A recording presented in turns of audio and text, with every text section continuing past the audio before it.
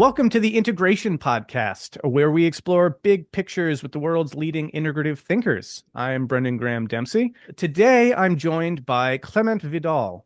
Dr. Vidal is a philosopher with a background in logic and cognitive sciences. He's co-director of the Evo-Devo universe community and author of The Beginning and the End, The Meaning of Life in a Cosmological Perspective.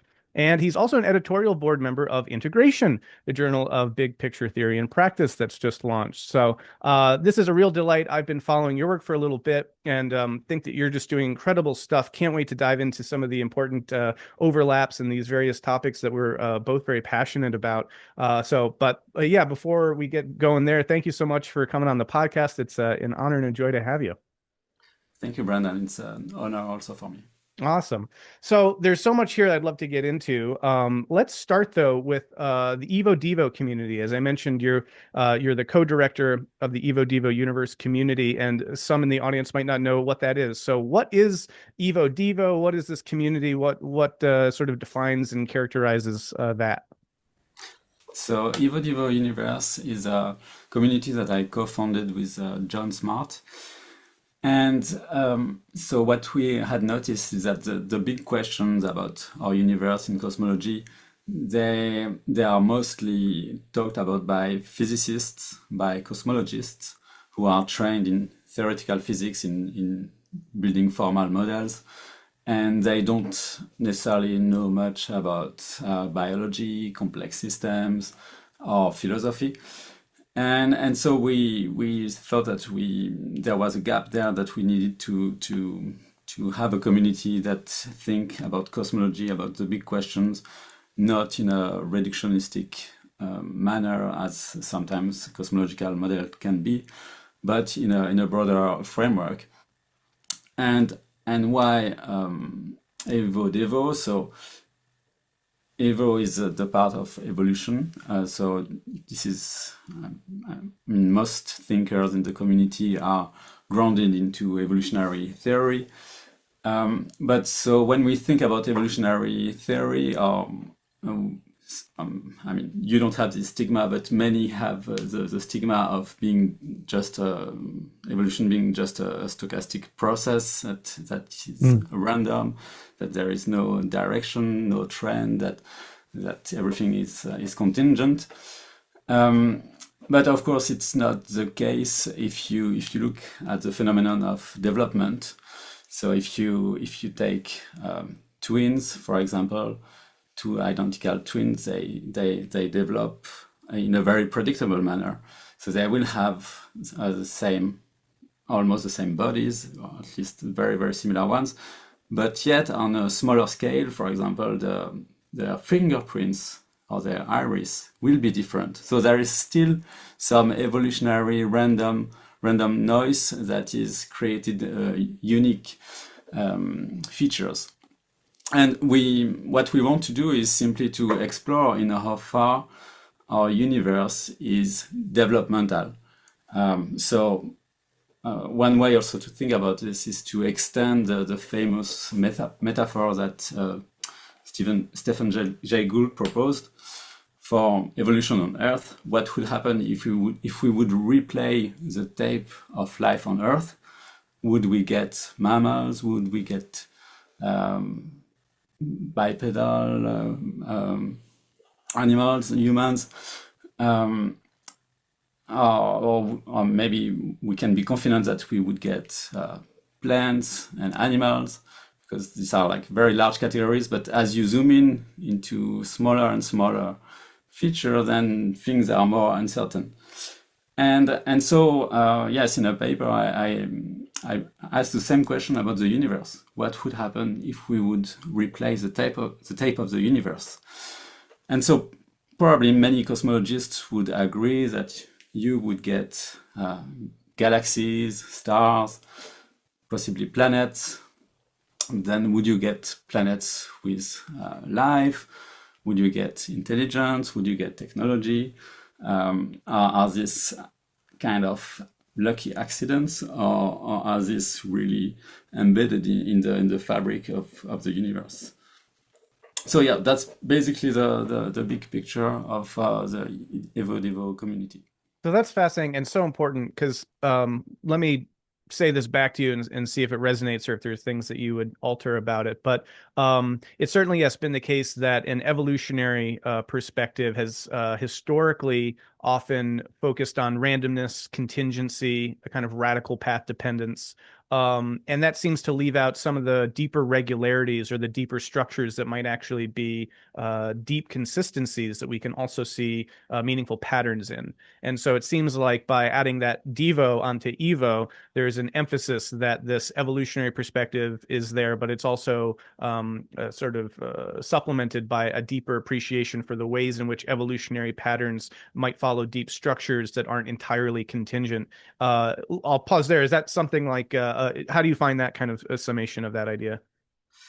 Yes, the idea is right, although the history of it, it has been recapitulated in the book by Michael Ruse, From Monad to Man, and he tells the story of evolutionary progress. And so, actually, the story is mostly political. So, yeah, at the time, you had many different people working on evolution of different systems and so on. And this was quite a disparate effort. And there was also a lot of discussion about macro evolutionary trends. So this big picture questions that interest us. But the architects of the evolutionary synthesis, they decided when they created the authoritative journal and when they wanted to form the evolutionary science as a scientific discipline, they decided to leave out these questions about macroevolution, about progress. Mm. And despite the fact that they all believed in evolutionary progress. So Hmm. that's the amazing thing. Hmm. But they did that to establish evolutionary science as a serious discipline, because of maybe these topics are harder to really quantify, to argue in a simple scientific manner. So the thoughts about evolutionary progress and direction have always been there, but unfortunately the taboo is still there in Yeah. evolutionary science. So Yeah.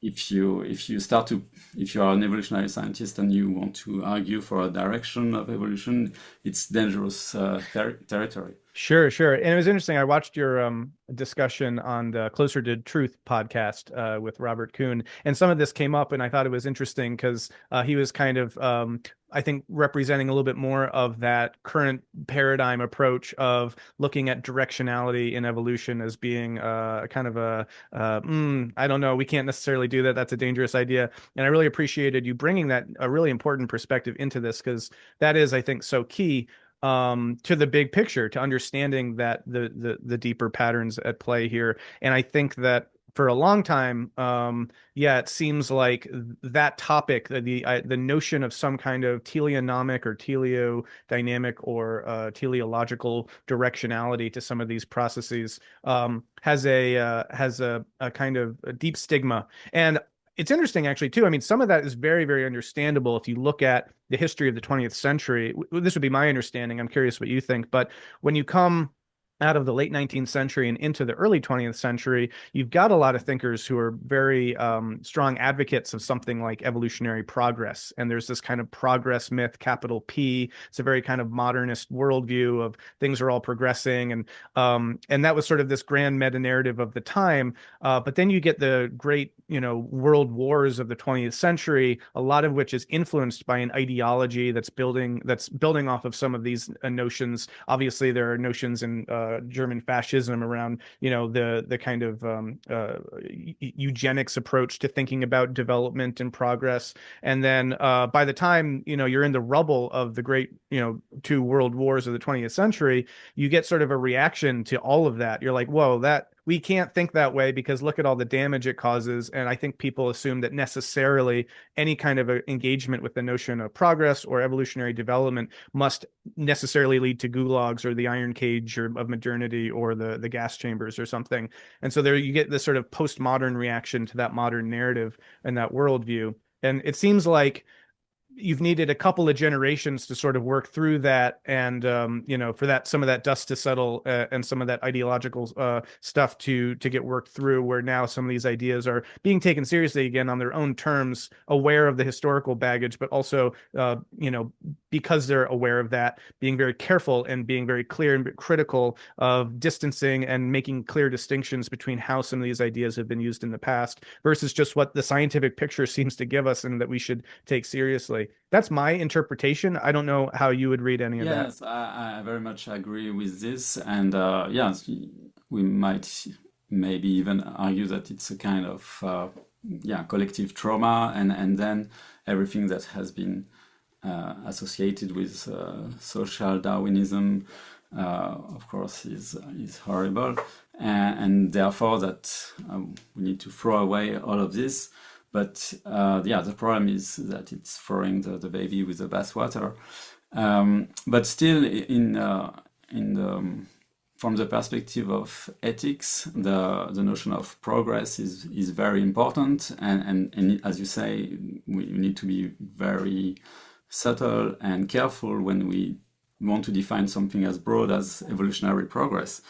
We need to define progress in a, I think, in a very general, abstract way, and not like valuing biodiversity, for example. That's something many people can agree on. Not destroying ecosystems, or and even, yes, maintaining a diverse gene pool in the human. Yeah. I know it's big questions. And I mean, a lot of this gets at some of these worldview questions I want to come back to, because you not only have worked and done incredible work in sort of the Evo-Devo space around these big kind of cosmological questions in the philosophy, but you've also done some seminal work in worldview studies, and there are really important interconnections there that I do want to get to. But staying on the kind of Evo-Devo, the evolutionary developmental angle for a second, maybe just say a little bit more about what work is going on in this really kind of vibrant academic community, and the sorts of discussions that show up in that discourse. I think people would be curious to know, like, what sort of ideas are batted around, and what is sort of coming out of that community these days. Yeah, so there are diverse sets of ideas. So we have a mailing list of about 100 scholars who discuss issues, big questions, from, yeah, the perspectives of thermodynamics, philosophy, biological sciences, cosmology, and so we have had two proceedings of conferences that we led. One in 2008 that was held at l'École Normale Supérieure in Paris, in France. So you can download this one on Archive. And the other was a satellite meeting on the Conference on Complex Systems. So it's also a big volume of 400, 500 pages with various contributors who tackle this kind of big question. So and also, yeah, so quite recently there is more also activity around the idea of cosmological natural selection, or the idea to apply evolutionary theory at the scale of the universe itself in an attempt to solve the fine-tuning problem and possibly other problems in cosmology. It's really interesting, I think, in core to what the Evo-Devo community is doing, and also what the sort of broader integrative community of thinkers is interested in, and what the Journal of Integration is focused on, which is applying these complex and systems-based thinking approaches to these very big questions that are across different disciplines, across different scales, and that these provide different these lenses that you can use to actually bring together knowledge from across these different areas of inquiry, and be able to see these deep patterns at play. And so that seems to be key also to what's going on there. And I'm curious where this kind of does connect now into that worldview element because you have written a lot on worldviews and have done some great work explaining some of that. But you've also looked at, in a sense, this way of seeing the world, a non-reductionistic, systematic, Evo-Devo inspired kind of perspective through the lens of worldview. So I want to talk about that because I think that that's absolutely crucial and really, really important. Maybe we could start with your work on worldviews and how you understand what a worldview is. And maybe first, like, why worldviews? Why is that an important topic? How does that relate to, evolution and development and these kinds of things? Right. So, yes, I've always been fascinated by philosophical question on, well, not always, but yeah.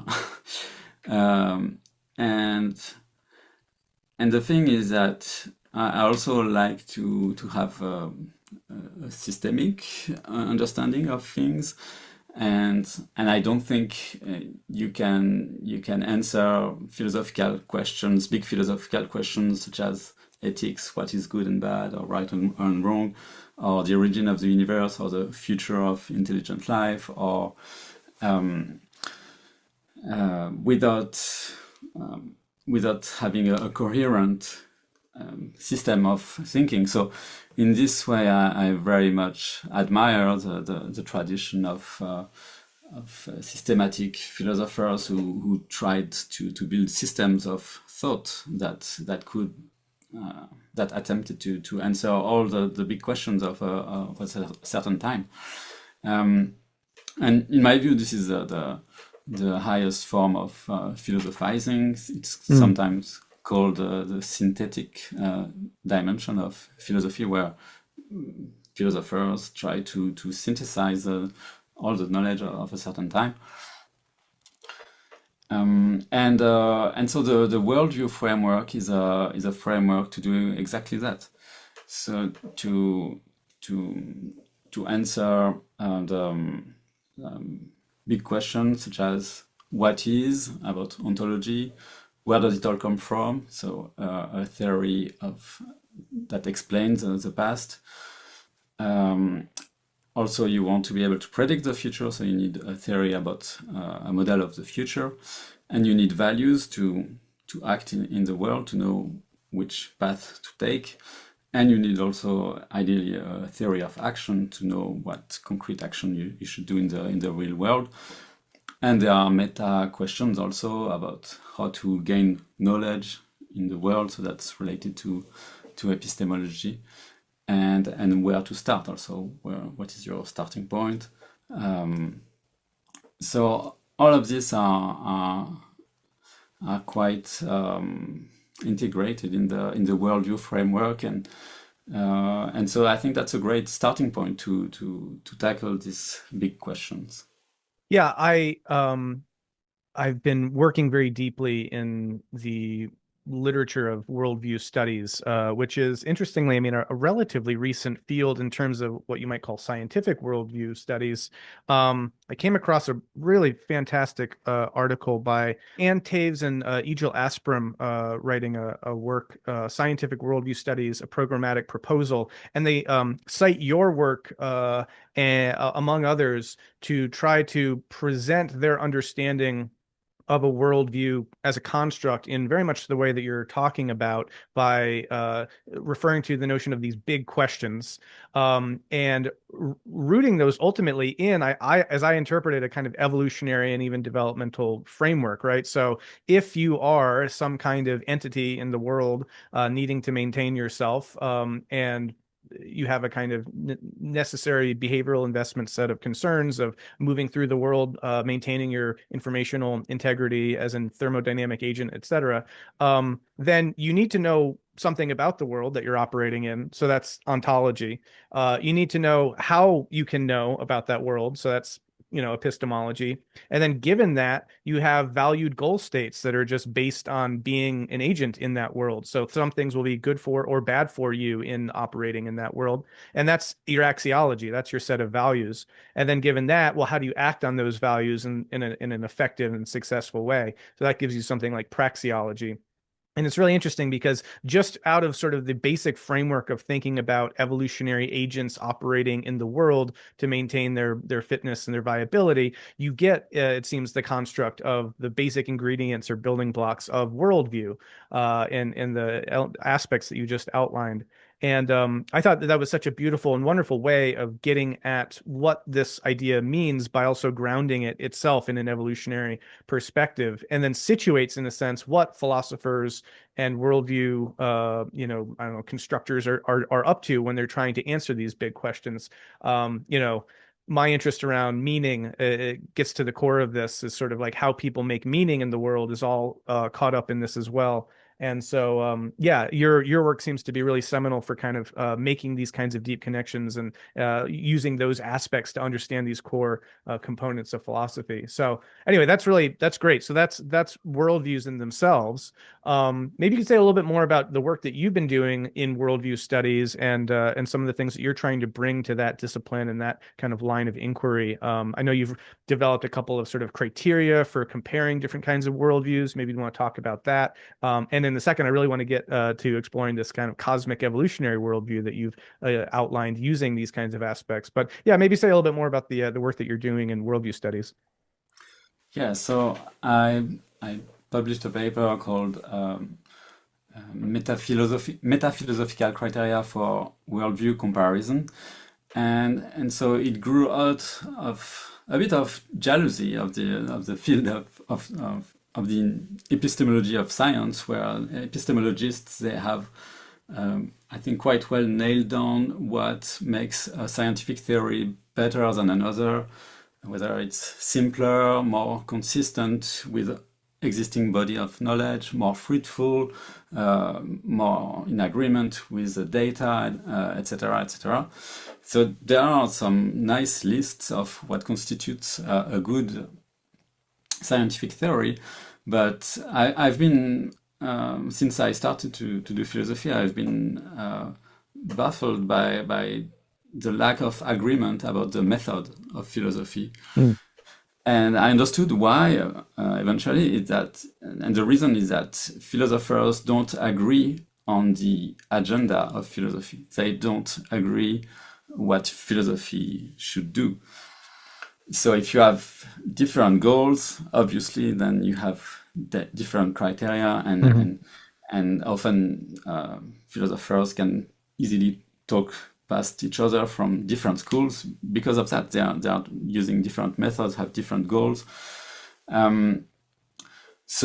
in this paper, I still had to make a choice about to answer the question of the agenda of philosophy, and I chose the worldview questions. I thought that it was the fundamental one.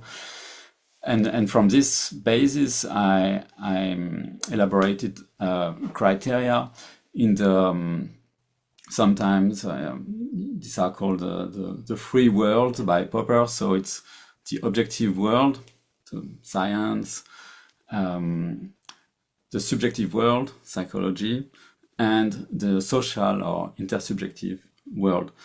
And so then the argument is that a worldview is more likely to be successful, shared, applied, if it satisfies criteria in these three categories. So for example, you can explain easily why people don't quit easily believing in God if one puts forward some logical arguments that atheists like to propose, because that's touching only the objective criteria, the logical part, and it's not touching at all about the psychological benefits that a religious worldview brings, nor the social benefits, and all these are enormous. And as human beings, we need also to satisfy these criteria. We are not just logical machines. Yeah, that that understanding maps very well to the data that I see in my studies on meaning making and the different kind of worldviews that people operate in, because the kind of objective, maybe logical side of things will, in a sense, only be persuasive to the degree that you have a kind of interlocking set of motivations coming from those other angles, right? So, yeah, if you're just butting up against fact, but you're not considering the kind of internal subjective element or the kind of social intersubjective, then that's going to it place a kind of limit on the pressure, the adaptive pressure to kind of change one's perspective or worldview. But if all of those are in alignment, and your intersubjective social environment is sort of pushing you in one direction, and your internal subjective phenomenological orientation is pushing you in the same direction, and then like the logical kind of objective, whatever, these kinds of things come together, and I think exert independent pressures that, when mobilized together, tend to have an impact in moving people's perspectives in a way that either one of them alone doesn't. And as I've been looking at meaning making and worldview data from different contexts, there's good empirical kind of support for that in interesting ways. And no, that's fascinating stuff. Now, so given this framework of appreciating then these different aspects that make up worldviews, that we've already talked about, the ontology, the epistemology, et cetera, and the different kind of layers or dimensions of that kind of subjective, objective, intersubjective. I think that's a really beautiful construct to start to actually give some scientific definitional rigor to a notion like worldview, which otherwise can maybe be a bit amorphous. And then start to use that to look at how people make sense of the world and be able to understand that through those different lenses. So one of the things that your work has been really fascinating in exploring is this thing that you call a cosmic evolutionary worldview, or looking at, in a sense, the world from the perspective of the kinds of ways of seeing that folks in, say, the Evo-Devo community or integrative thinking circles tend to do, and kind of using that lens to understand that. So I'd be really curious to hear you speak a little bit about that. Like, what is this cosmic evolutionary worldview? First of all, we can start there. You can kind of lay out some of its characteristics, maybe. Yes, of course, it's a huge question, and it's all in my book. Yeah. But um, I can say a few words for each worldview question. Mm. So if we start with the ontology, the metaphysics, I think most scholars in this space would hold a kind of process metaphysics, where processes and relation are essential and not objects that are fixed in space. And so already it gives a very dynamic, changing evolutionary picture that there's nothing that is completely stable. Everything eventually evolves. Then and for the explanation, or the question, where does it all come from? The thing is that with modern science and the big story of cosmic evolution, or the big history that we reconstructed, basically I think we have a good argument, a good understanding on how galaxies, stars, planets formed. I mean, the models might be wrong here and there, and then life starts and complexifies. But so the point here is that modern science has reconstructed this 13.8 billion year story, but the question of design, actually, that was before Darwin, that was at the level of species. Like, why are species so well adapted to their environment and so fit? It's an incredible thing to observe. And so the answer before Darwin was simply that God created them, and so that's why they are so fit. But if you have an evolutionary worldview, then this is part of an evolutionary history of adaptation. And then the question of design gets pushed to the very beginning of the universe, actually. And so we end up with this extremely hardest fine-tuning problem, which basically says that if some constants of fundamental physics or cosmological models had been a little bit different, no complexity would have arisen. And it's apparently very sensitive to small changes. A typical example is the expansion rate of the universe. So if it had been a little bit higher, then the universe would have expanded so fast that no galaxy, no structure would have been able to form through gravitational processes. And if it had been too small, then it would have expanded and then recollapsed very, very quickly, so that there wouldn't have had any time for complexity to develop. So it seems that there is a narrow range where the universe is hospitable to complexity and possibly life and intelligence. The major insight of Lee Smolin, who proposed the theory of cosmological natural selection, was to take seriously the fine-tuning problem and to realize that current cosmology is actually in the same situation as we were before the theory of evolution. We have these fixed laws and parameters of cosmological models and physics, and they just happen to work, but we don't know where they come from. And so his idea is to say, well, maybe they have evolved. And his first paper on the subject is, did the universe evolve?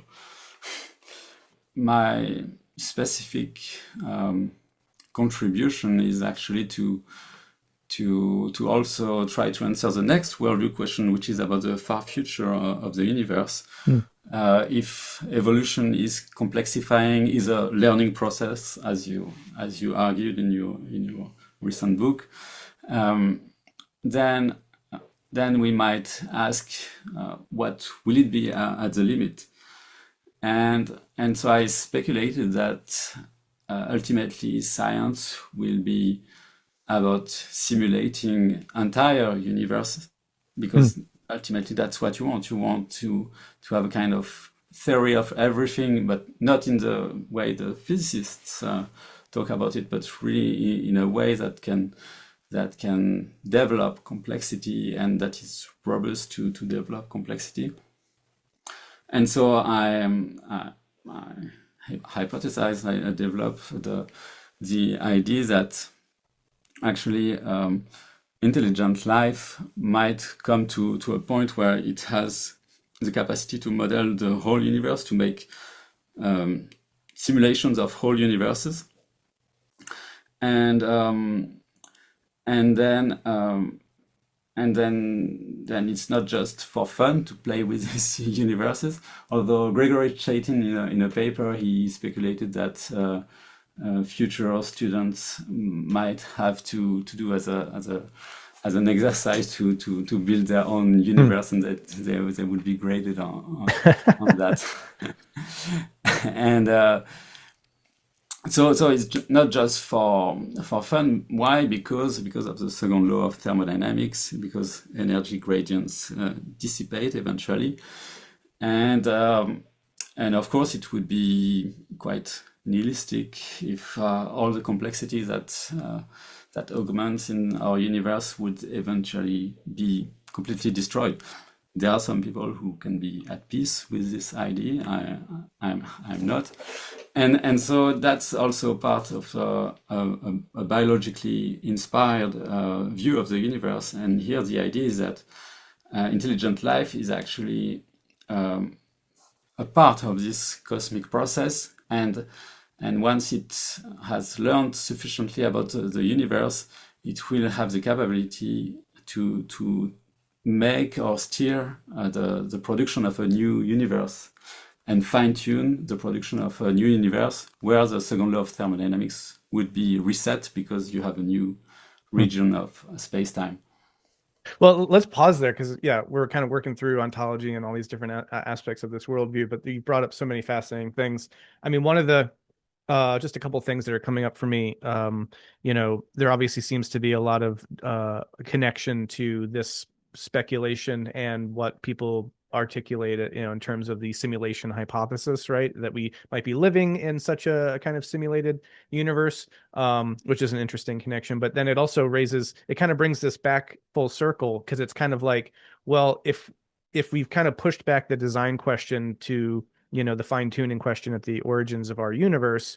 Um, One way of accounting for that is through a cosmological natural selection process, but maybe another one is also just what you're suggesting, which is that intelligent life has gotten to a point maybe in another universe to be able to create this universe with very fine-tuned. I guess you'd need both of those operating maybe because you still would need to answer the question of how an intelligent universe intelligence emerged in another universe, and so that you have fine-tuning there, et cetera, et cetera. But it does kind of raise the question of kind of ontologically, what kind of a universe are we in?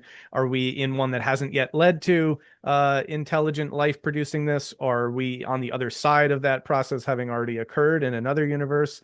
And then, this is kind of where some questions between me and Bobby Azarian would come up because, it seems like some version of like another world winds up getting reintroduced back into some of these notions, and that can make maybe scientists a bit uncomfortable. Certainly from a naturalistic perspective, it makes me a bit uncomfortable to suggest that, oh, maybe there's some other world that we're the product of, because both the simulation hypothesis and something like this winds up sounding a lot like you get a creator again at the beginning of the universe, right? Which I find a very I mean, we shouldn't rule that out, but you could also see why scientists would say, well, wait a second, we're just reproducing kind of creation theory or intelligent design again. So I don't know if you have any thoughts about any of that. Oh yeah, many thoughts.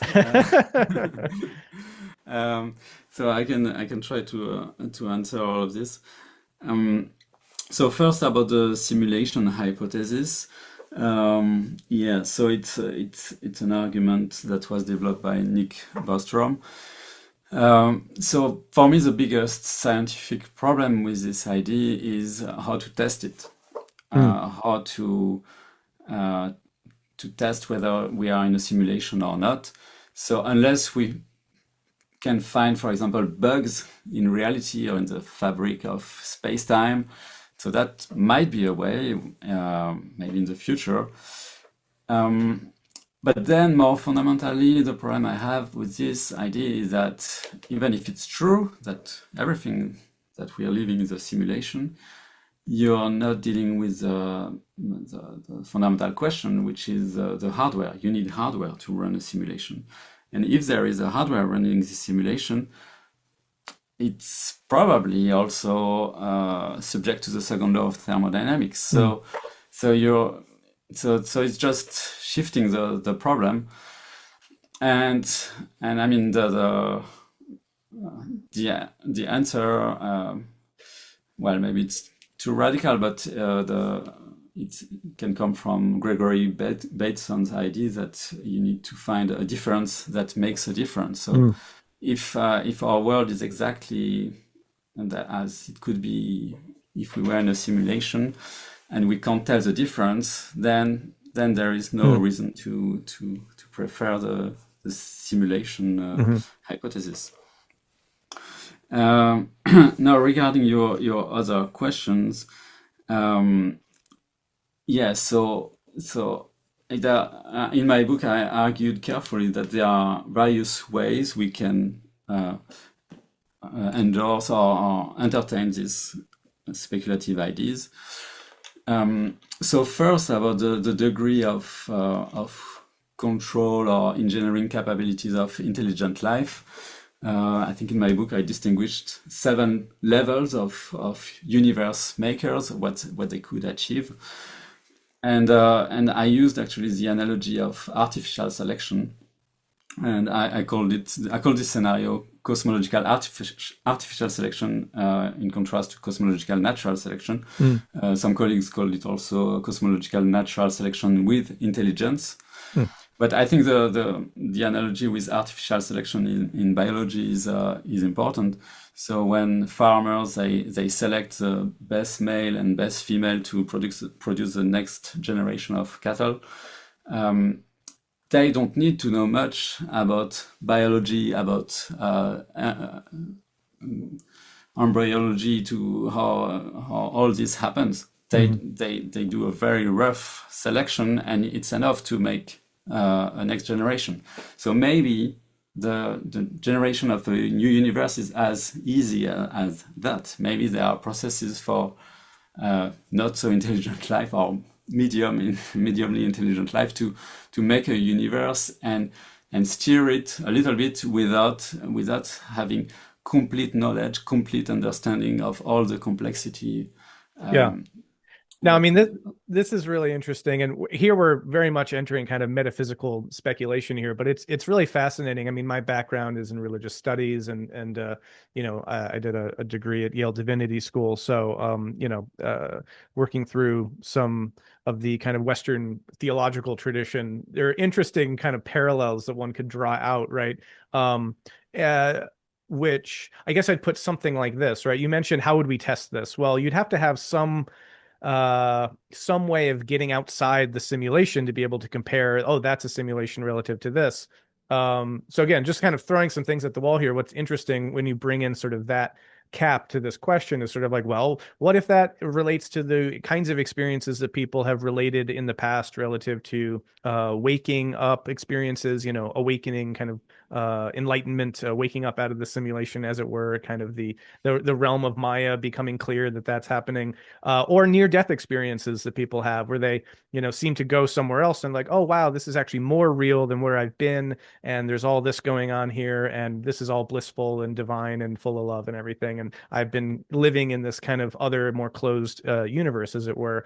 It's an interesting thing to just toy with the notion of, well, what if those are data points in, you know, the prospect of, well, if there is a simulation and you were to get out of it, it might sound something like that. And where that's intriguing, because it's also like in, you know, historical theisms of various kinds, polytheism but also monotheism, there are these kinds of higher beings that kind of have some degree of control over the world, but you know, they're not really like the big head honcho. And so it's interesting, you mentioned someone proposing the idea that like various universe creators, maybe like that's just something you do, you know, to get a grade as you work up through the kind of I don't know, you're like you're in cosmic school, so you gotta at some point, you know, do your whatever universe construction project and get graded on that. And the prospect that we might be living in one of those simulated universes is really interesting. And so anyway, that's all fun and compelling, right? It's a really it's both the stuff of science fiction, but it's also the stuff of, you know, these interesting religious connections. But also it might make, you know, scientists be like, whoa, whoa, whoa, slow down now. You know, as you say, yes, how do we test any of this? Let's not get too far out there. So that seems to be a question for some of this line of inquiry, is like, how does this stay firmly within a scientific enterprise and not kind of get lost in metaphysical speculation? yes. So yes, let's go deeper indeed.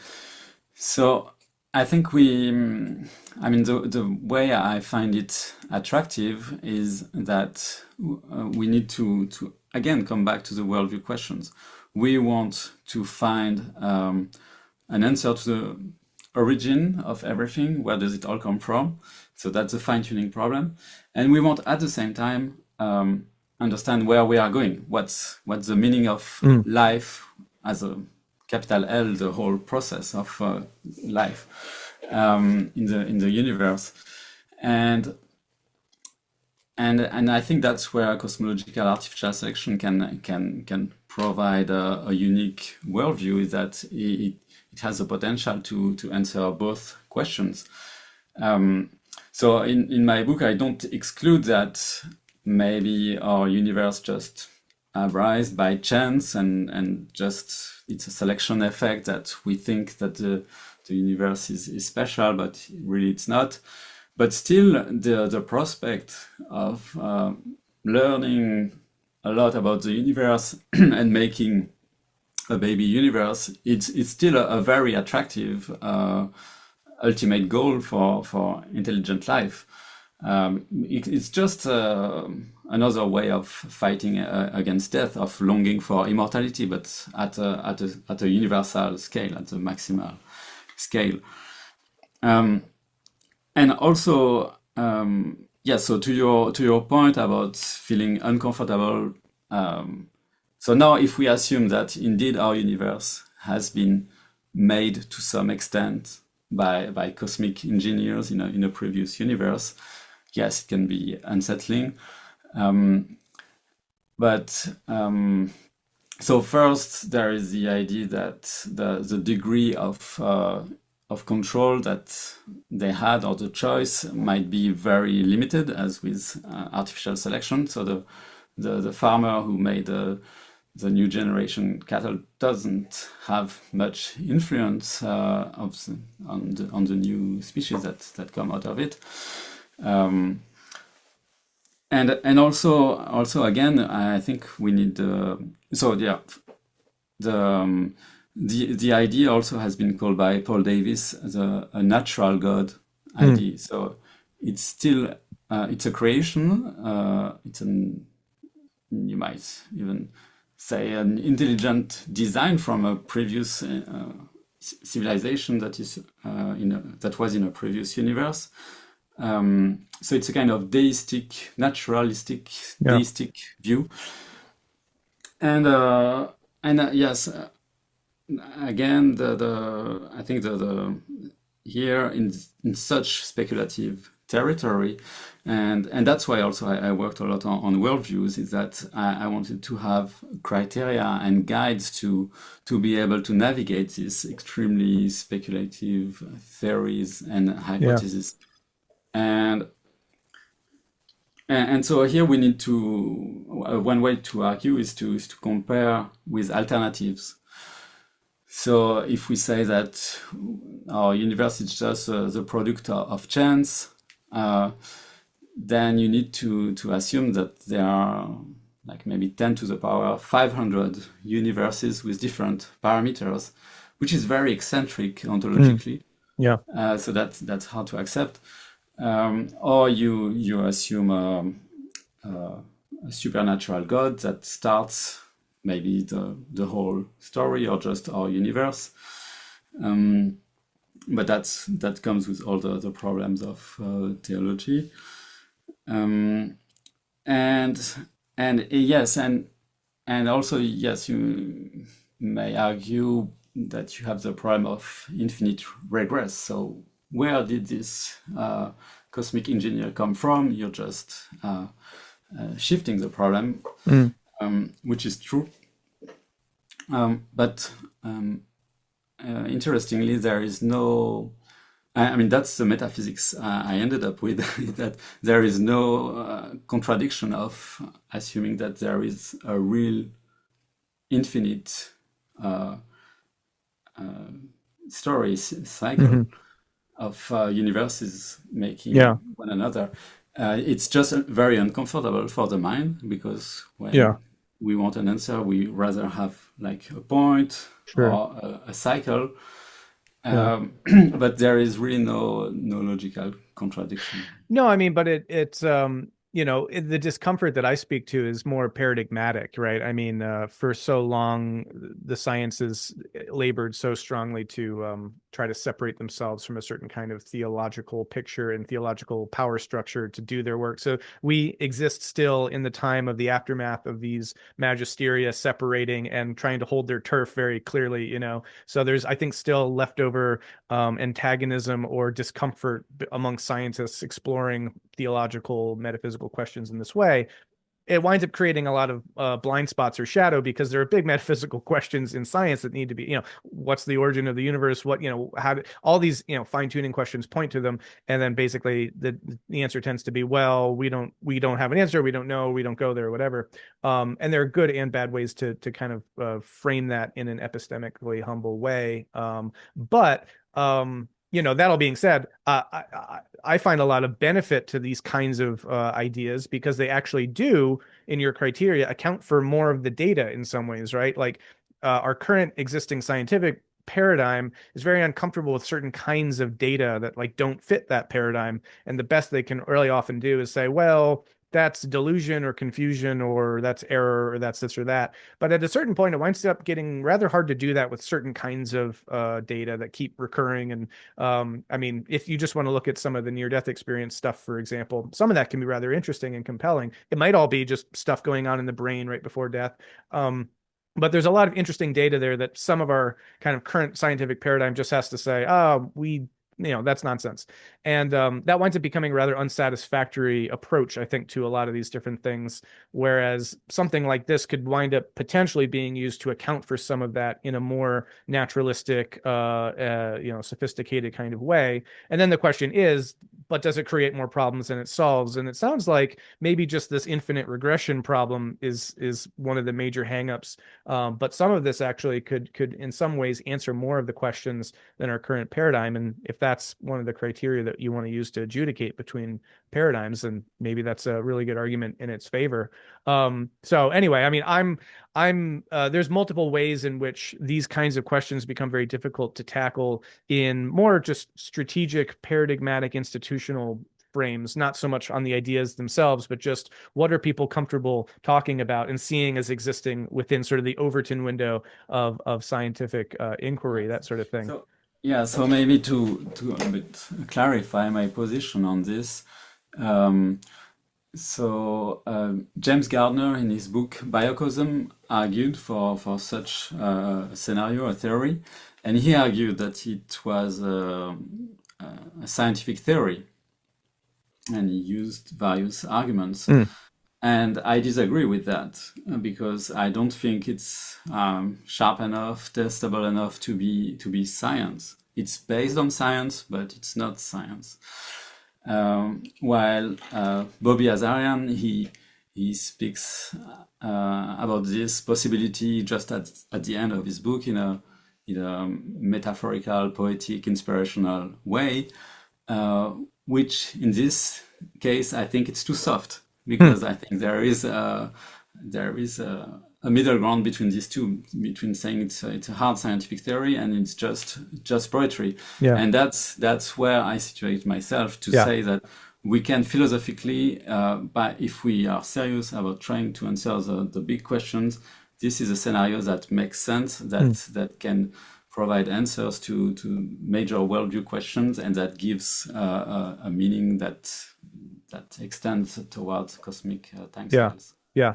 Well, a couple more questions come up for me. And I know that also I want to come back to some of the things you were saying earlier to finish out some more of your framing of the cosmological evolutionary worldview perspective. But, one question that does arise for me is, if we're talking about, universes themselves evolving and kind of a plurality of universes, is there a universe of universes, a kind of multiverse that we can now think of as the universe? And this kind of gets to the infinite regress question, because like, what sort of container must that be like in which the evolution of universes is possible? So it's like, maybe that is just the infinite regress problem that you were talking about already, but it seems a little bit different because it's sort of like, well, you need to have some kind of universe in which you can get this kind of evolutionary process. It's like, what are the constraints that make evolution itself possible? That seems to be a set of meta constraints that also has to come from somewhere. I don't know if you have any thoughts about that. Yes. It's a very good question, a very hard one, of course. Well, first, basically, what cosmologists say is that our universe is everything by definition. So it's space, time, matter, energy. So it's a consistent whole. And if you speak naively about the multiverse and you imagine bubbles or 4D bubbles of universes floating around, when you do this, you are actually presupposing a meta space-time where they would all float. But that there is no evidence, no guarantee of that. So by definition, a universe is a consistent causally connected space-time region. So that's enough to define a universe, and so the other universe would get completely disconnected if there is a multiverse, and there is by definition no observation possible of the other I'm curious how the idea of cosmic inflation might relate to this, though, right? The Alan Guth perspective that sort of like, the Big Bang wasn't really the beginning of everything. It was just like the beginning of our point where inflation stopped, but inflation's still going on somewhere else. That could potentially seem to me to be a good way of thinking about that meta space in which all the universes are coming into being. I don't know. Yes, that's one model. I I'm skeptical about it, but yes, I mean there are various models of multiverses that that are problematic, deeply problematic Sure. Yeah. epistemologically from a purely scientific Yeah. perspective, because of this testability problem. Yeah. Because if by definition a universe is a causally connected space-time, then Yeah. you can't observe things outside. Yeah. So I think still that the best, yeah, maybe some cosmological model that where you have bounces or different or unstable initial conditions that can give rise to several universes are arguments. But yeah, this is very hard to test. Yeah. Well, maybe you can give the rest of the picture of what you were seeing in terms of this cosmic evolutionary worldview, because I mean, I was getting the sense we dived into a couple of things in the middle of that, but was there more that you wanted to say about that at all in terms of how you would articulate that worldview? Yeah, so maybe we can say a word about axiology, the theory of values, Yeah. because it's also very important. And, um, and so in my book, I argue that if you can get values or insights from evolutionary theory that can help you to better adapt, to increase your variety, but that's more praxeology. If you're really looking for direction, I think that's where the concept of development is so important. And by development, I mean not just in a biological sense, but also in a psychological Mm. sense, in the tradition of Piaget and the followers. So I think this is so that's at the individual scale, but we speak also about developments of civilizations, of nations, and there are also trends. There are also things that we can see would be obviously better for a certain nation to, for example, to switch to a democratic regime, to diminish corruption, or things like this that almost everybody would agree would be an improvement. Um, and so the point here is that developmental values are very important, starting yes from individuals who need to develop cognitively, emotionally, to higher and higher stages. Yeah, that's this obviously is a topic very important to me. But I certainly agree, and I think this is one of the very really important elements that I think I'm endeavoring to also bring into a worldview studies context, because a developmental lens gives you not only a sense of values as they change relative to context, but maybe also some of the meta values that you can begin to see as unfolding across all of those contexts relative to each other. And so there's a lot that I could say about that, but yeah, I'm glad that you mentioned it because I think it's really important. I also wanted to, on the axiology bit on values, ask you about the kind of is-ought distinction, if you have any thoughts about that. My take is that the kind of Hume appreciation of you can't get an is from an ought, or you can't get, values from facts, is in a deep way kind of, I guess, wrong, in some ways, right? There are certain kinds of ways in which it's true. But if you take a kind of evolutionary developmental perspective on things, then the way things are has it has what could you say, immediate or implicit values to an entity, right? So like if there's arsenic in my glass, that's a fact. But that actually has value to me as a being if I'm going to keep existing in an evolutionary sort of way. So my fitness is predicated on certain facts and having an understanding of those facts. So knowledge and reality and fact all seem really deeply intertwined in this perspective. And this is also something where I think some meta-modern philosophy has been clarifying some of this as well. Do you have any thoughts about that distinction Yeah, around? sure. Yeah. So in my book, I have a subsection which is called the fallacy of the naturalistic fallacy. Nice. And and so even if we go back to the roots of what David Hume wrote, he said that you can't derive values from facts alone.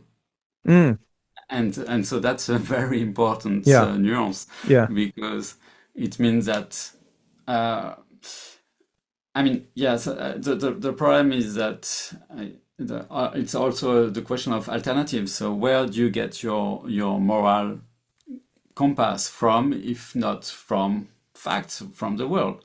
So an obvious alternative is from religion, and there are many religious people who would argue that you can't have a knowledge of a moral compass if you don't believe in God. That you're actually lost because you don't know what Mm. is good and bad.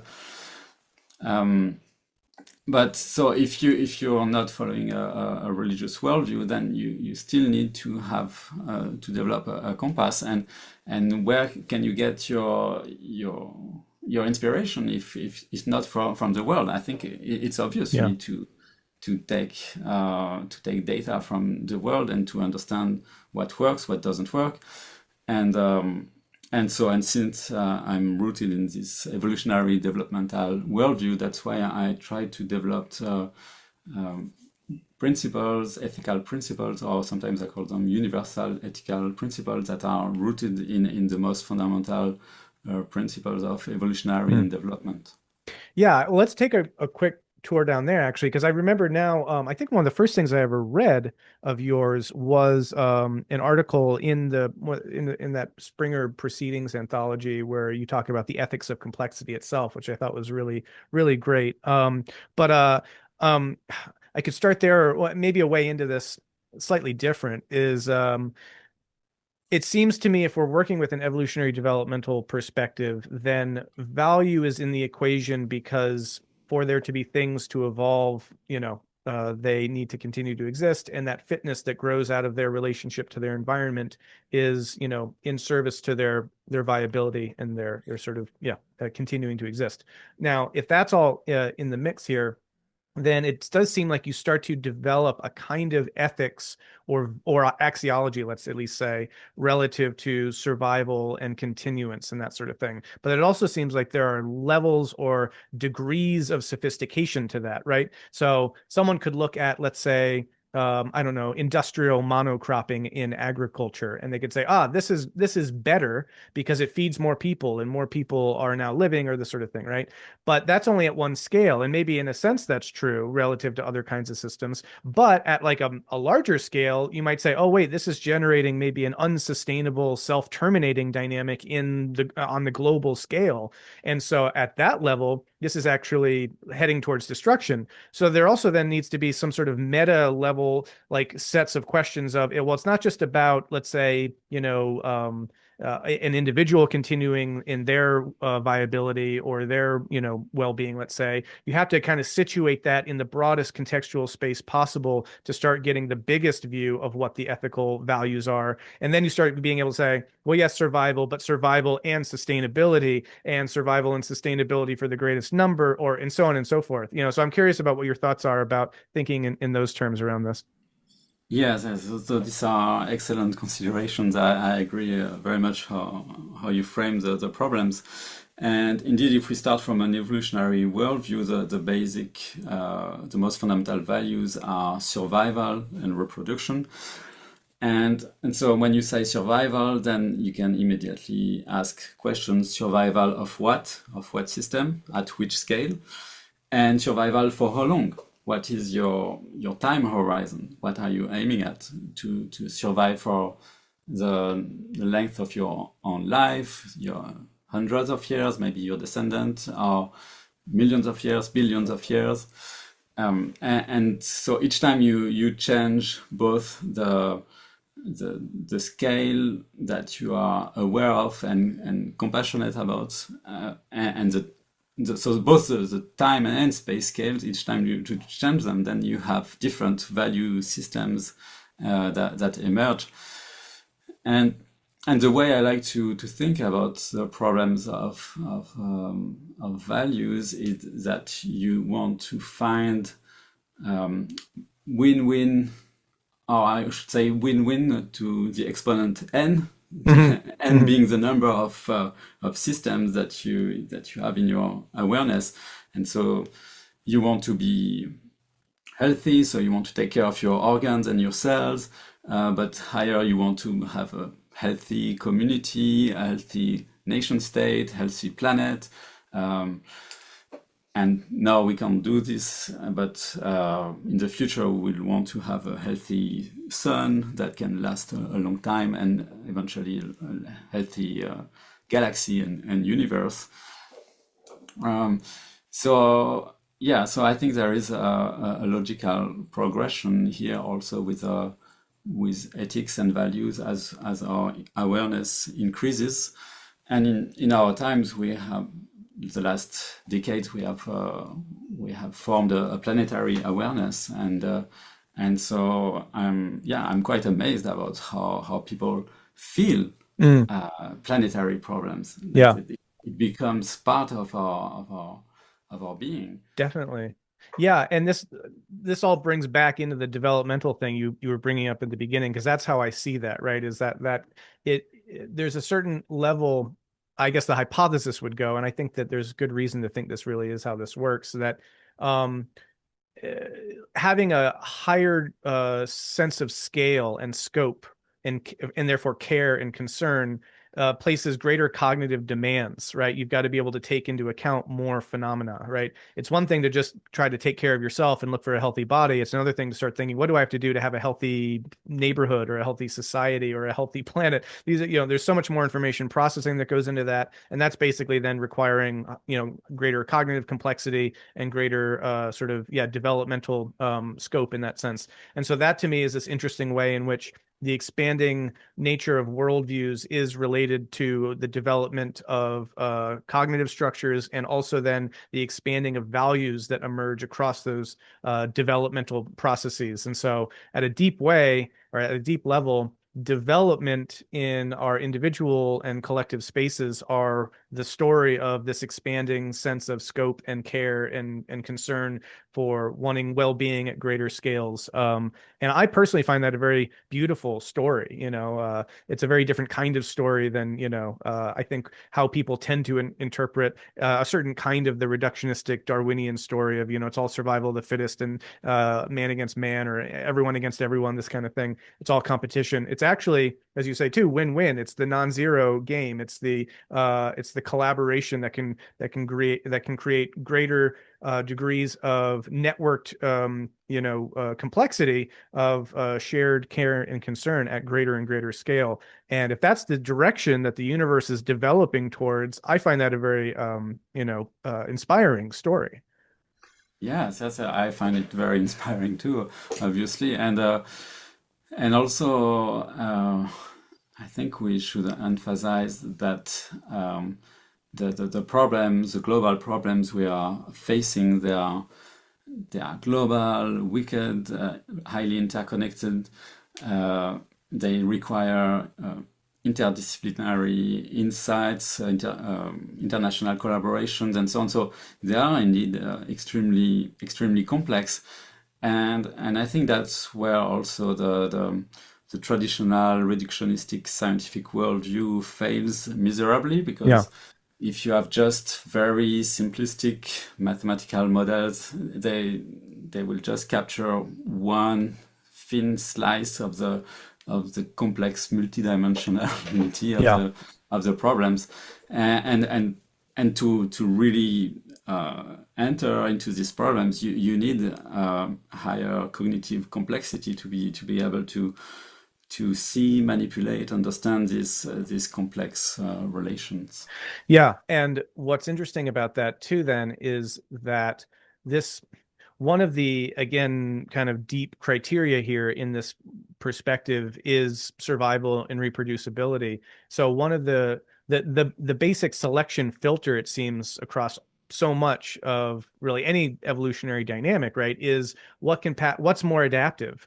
And so at the level of worldview competition, you could say some worldviews are going to be better adapted to the complexity of an emerging context, right? So if we are now a global society, well, maybe modernist reductionism doesn't cut it anymore. It's a less adaptive way of seeing the world because it's not as expansive to take in the level of complexity needed to tackle these collective steering problems and this sort of thing to go to that next level. And so that's a very interesting way in which you can see you can almost like mimetic competition leading to more expansive, complex, and integrative worldviews. Yeah. Yes, although, yes, I have a scary thought in Mm, this respect, in this view, is that now we are talking about survival of a planet. mm, And the problem is that, as far as we know, there is no direct competition or interaction yeah. between planets. So it means that the responsibility that we have with our planet is potentially immense. And if we take the astrobiologists seriously, who estimate that there are at least 200 billion Earth-like planets in our galaxy alone, maybe the universe is incredibly wasteful, and maybe there is just, I don't know, 1% or 0.001% of Earth-like planets that manage to hatch into a kind of super organism that really functions at a planetary scale. And and yes, in that way, yeah, this might be scary if our chances of success are low. But the interesting thing is that it's the first kind of major evolutionary transition that involves consciousness. Mm, So we are aware that something like this transition is happening, and we have the power to yeah. steer it and to try to do our best to make it happen. Well, actually, that's a great segue to maybe the last thing around this worldview framing, which is the praxeology part, the doing, the action, the component that is downstream of the axiology, and that seems to kind of be what we've been getting at a little bit here. Is that, but feel free to say more, obviously. But it does seem like if these are the dynamics at play, it suggests certain ways of orienting in the world and acting in the world to try to create a certain kind of system, to be attentive to certain kinds of things at a certain kind of scale. So maybe, yeah, just to round out that whole framing the cosmic evolutionary worldview, if you wanted to say anything more, moving from the axiology bit to the praxeology component around that. Yeah, so um, that's harder, of course. I I think there are still quite some good praxis to be inspired from evolutionary theory. So, for example, my colleague David Sloan Wilson has developed a nonprofit called ProSocial, Mm, where they use evolutionary principles that they apply to groups to make stronger groups that can yeah. better solve conflicts, that can better cooperate, and they have had many successful applications in the real world. And and now, if we switch at the global scale, the I think that the major issue is actually at the level of international collaboration between mostly nation states to solve big problems such as climate change, nuclear war threats, because the relevant unit, kind of pseudo living unit, are the nation states. Like these are the units that are the biggest on Earth, that can manage, that contain millions of humans. Um, and so I think often it's a mistake to try to think that we as individual can solve this kind Mhm. of problems. That's a negation of the hierarchical complexity that exists, And the biggest units of this hierarchical complexity today are nation states, and they need to cooperate and to create agreements to solve the even higher problems, which Yeah. are at the planetary scale. Yeah. Oh, this has been such a rich, wonderful conversation. I really find your work incredibly impressive and so important at it touches so many key aspects of how do I call it? I guess some of the integrative perspectives that are key to the community of folks that I'm deeply involved in. That's really at the core of the sort of scholarly, intellectual, academic community that the Integration Journal, of which you're a part, is also aiming its efforts at. And yeah, found this really illuminating. There's much more I'd love to talk to you about. So hopefully we can have another conversation. I ordered your beginning to end book that I mentioned at the outset, and I'm looking forward to going through that in great detail. And maybe we can have a conversation at another time where we dig into some of that in a more precise and yeah, direct way. But this has been really wonderful. Anything else you'd like to add about your work or the Evo-Devo community or anything that you're up to that you feel like people should know about? Yeah, so maybe just one, I mean, it's yet another big chapter, but just to say a word. So when I consider seriously about these scenarios of super intelligent life possibly being on their way to make a universe, I started to reinterpret some binary stars as possibly being super advanced civilization Hmm. that will make possibly a universe, and and so that's part of my work in astrobiology, is to try to reinterpret some binary star system in accretion where there is a compact object that eats a star and that rejects some matter from time to time, and I'm asking whether this could be living things and Hmm. super advanced Well, intelligent life on their way to make universes. And it's fascinating. called, I call this the stellivore hypothesis. So from Latin stella and vorus, so star eater hypothesis. Interesting. Wow. Yeah. Oh, well, is there a place you'd like to direct people to if they're interested in theories like that or stuff that you're working on or articles that they can find more of Um, your work? yeah, the easiest place would be my website, clemvidal.com, and for Evo-Devo Universe, it's evodevouniverse.com.